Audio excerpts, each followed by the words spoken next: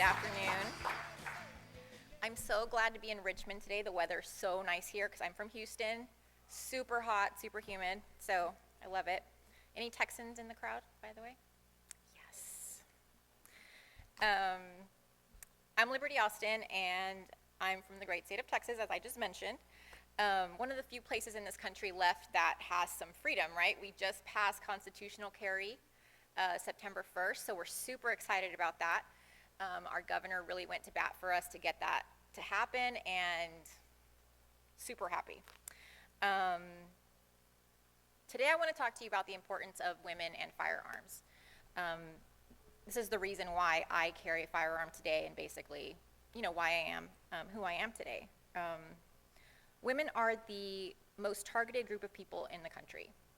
There are some really ugly statistics out there. For example, 19% of all women at some point in their lives will be raped.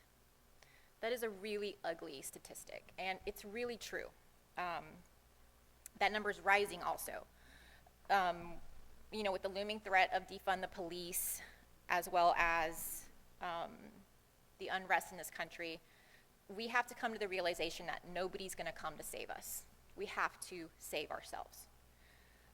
I've lived this firsthand. I'm the survivor of a crime. At the age of 16 years old, a very bad man broke into my sister's apartment where I was visiting. At that time, she was 21 years old and a college student. She shared that apartment with our cousin, who was also 21 years old. And that night, we, giggled, we ate pizza, we do what girls do, and we fell asleep. Next thing I remember is I woke up to a man dragging my sister out of the room and my cousin with a knife. And I laid there because I knew that he was going to come back for me. I could hear kind of what was going on. And I thought to myself for a moment, you know what? I'm just going to lay here and wait for him to come and get me, because what can I do? What can I do? I'm 16 years old, never held a firearm in my life, can't do anything. And I thought for a second, I'm just going to lay here and wait. But that's not my personality, so I heard some screaming and some crying, and at that moment I knew that if I didn't do something, that people were going to die. I was going to die. My sister was going to die. My cousin was going to die, and I had to do something. So I got up, and I did the only thing that I could do, which was run. And I ran out of that apartment, and I got help, and that stopped the attack. This man came in there to rape us, to kill us. We learned later he was a serial rapist. He had stabbed the person before and left her for dead. Thank God, he's the reason I'm here now. But that had very lasting effects on my life. I suffered from PTSD for many, many years. Not to mention the tragedy of seeing someone you love, like my sister. My sister was actually raped during this attack, and it destroyed her life. She's better now, but just seeing my sister go through that was an incredible pain for me. That's when I first learned that there are people out there that want to prey on women. And when you're defenseless and you have a victim mentality, you're just waiting to become the next statistic. So what I did was I went out and learned how to shoot. I started off with hunting, and that kind of evolved into self-defense. Of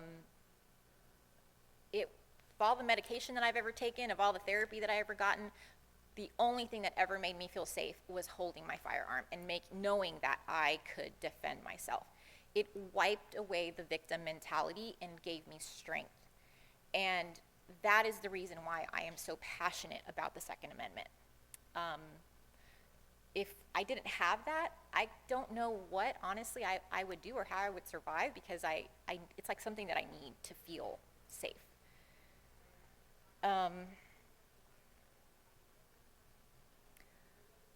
So my biggest suggestion to women out there, and to you men who have women that you love, your sisters, your mom, your girls, your daughters, your friends, go out and practice, learn to shoot, learn scenarios where you're constantly testing yourself and pushing your limits, because what will happen is if you get comfortable in your environment, no situational awareness. When you go out in public anytime, just know your surroundings.